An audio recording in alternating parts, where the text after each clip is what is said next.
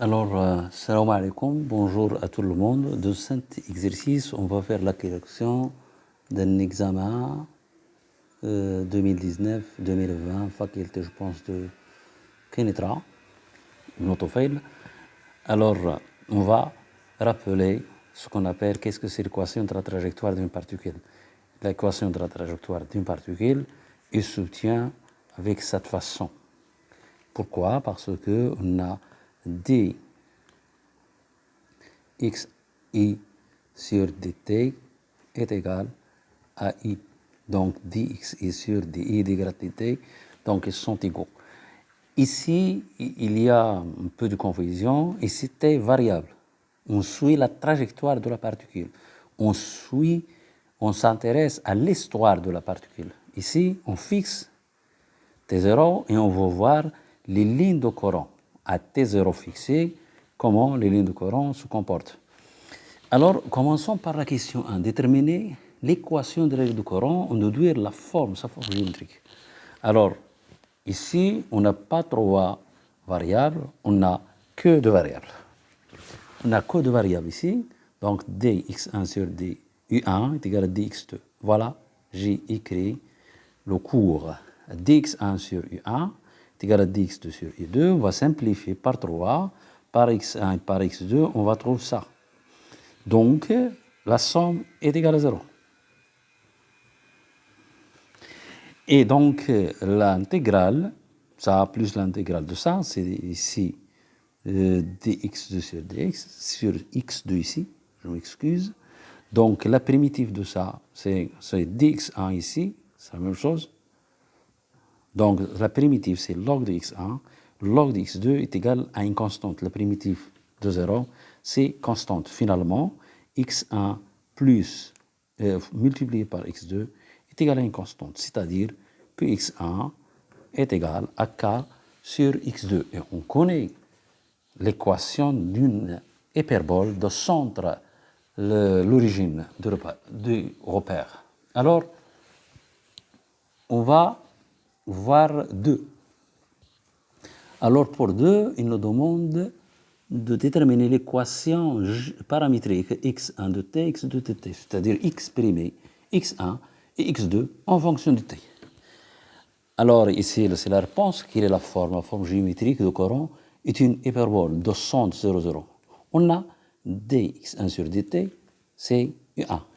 Et dx2 sur dt, c'est i2. Mais u1, c'est moins 3 x1 au carré x2. Mais d'après ce qui précède, c'est moins 3k x1. Ici, c'est la même chose, 3k x2. Et le même cas, c'est le même cas. Donc, x1 est égal à une constante. Quelle est la constante? C'est la position à l'instant t0 de point. Donc, x01 et x02 avec k, c'est une constante arbitraire.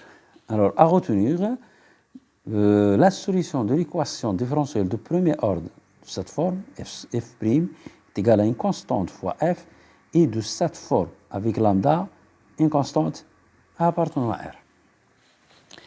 Alors, maintenant, on va voir, il nous demande de retrouver, normalement de trouver, d'accélération de l'écoulement par la méthode Lagrangien et Eulérien. Alors, méthode de Lagrange. Gamma, c'est d carré de x de t, flèche, sur dx2. Donc, à gamma 1 est égal à la dérivée de x1 par rapport à t, et on va dériver seconde.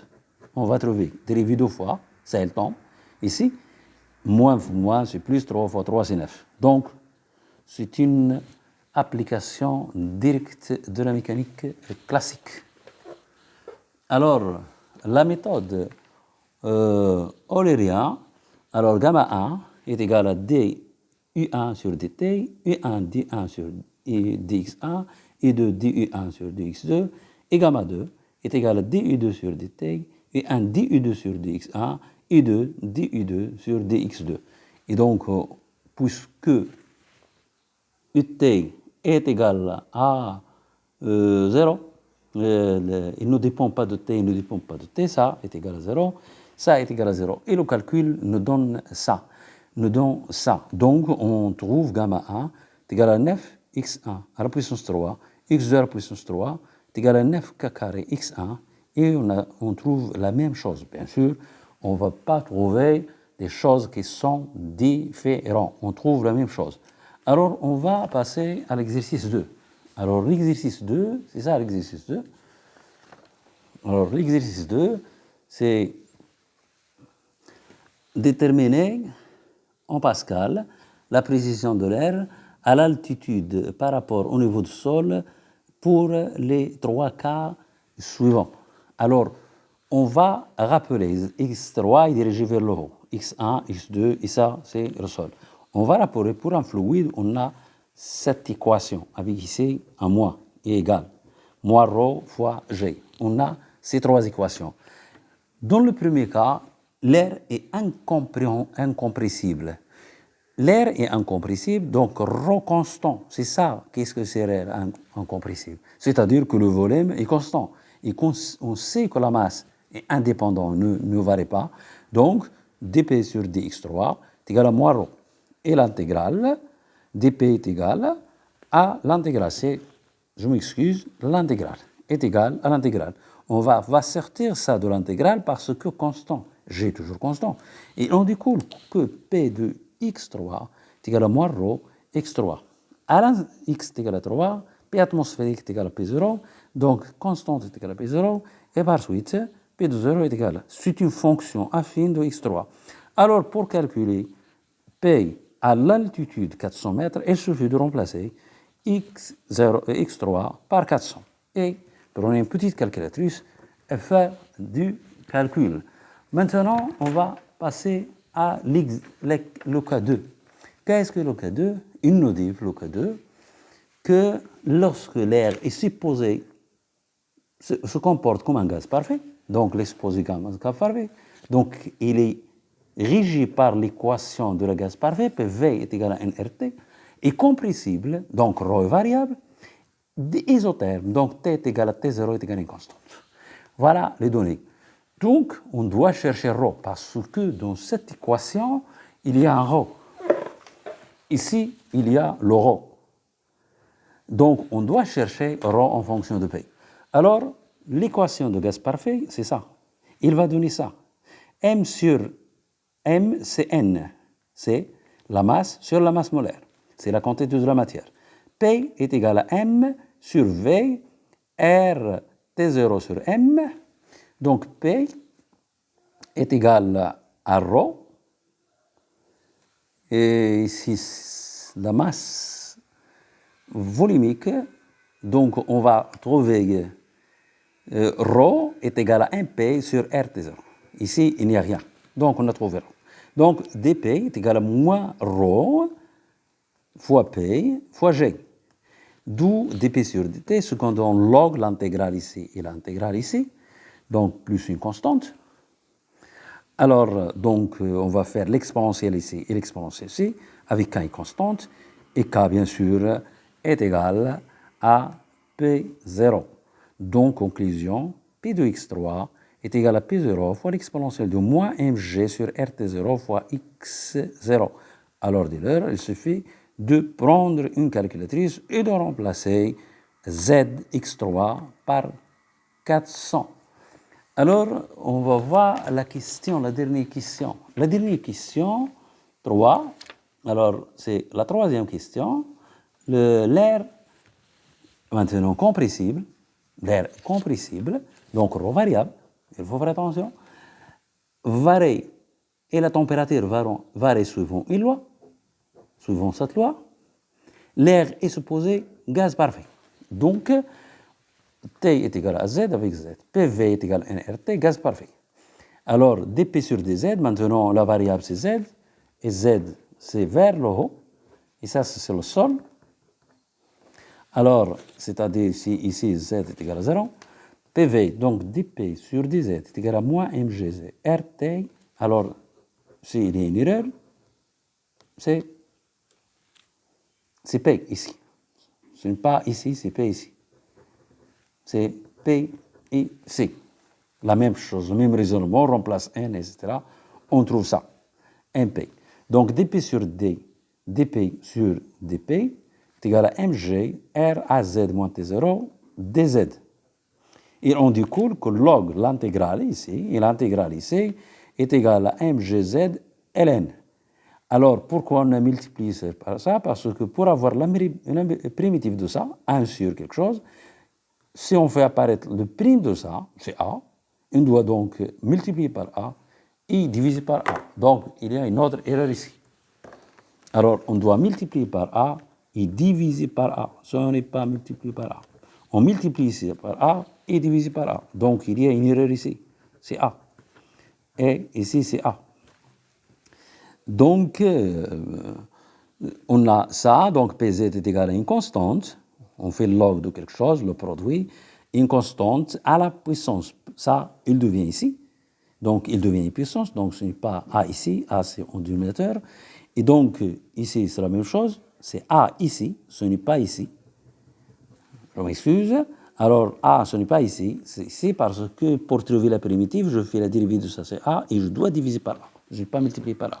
Donc, P de z est égal à 0, est égal à lambda.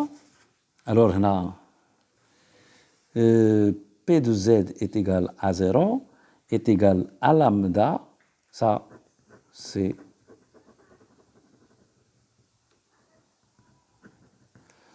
alors, on va remplacer par z0 pour trouver lambda. Alors, ici, il y a un problème. Donc, je le refais. Alors, ici, on a trouvé pz. Pz, donc, on a trouvé pz. Donc, il y a un petit problème ici. Pz est égal à une constante valeur absolue de az moins t0, alors à la puissance mg sur ra. On veut ça. Donc, P, lorsque Z est égal à 0, est égal à lambda, et ça c'est P0, c'est P atmosphérique, donc c'est P0, est égal à lambda, je nous remplaçons par 0, donc il reste T0 à la puissance, on va l'absolu, ce n'est pas la peine, parce que T0 positif, mg, donc c'est A ici, oui, c'est au numérateur, c'est A ici, donc mg sur A fois R à la puissance ici. Et donc lambda est égal à P0 divisé par T0 à la puissance mg sur AR. Ce que donc on fait, on remplace ici que Pz, il va être P0 sur T0. Alors, ici, à la puissance mg sur AR multiplié par AZ moins T0 à la puissance mg sur R fois A. Alors, pour vérifier la validité, si on remplace Z par 0, ça, il devient ça. C'est une simplification et c'est vraiment P0. Donc, la solution, voilà la solution en clair, c'est Pz est égal à P0 sur T0 à la puissance mg sur AR fois la valeur absolue de AZ moins T0 alors à la puissance mg sur RA. Donc, pour faire le calcul, elle se fait de remplacer Z par 400. Dans cette équation, on a A, on a T0, on a G, on a M, on a toutes les données. Et vous faire avec une calculatrice. Alors, bonne chance.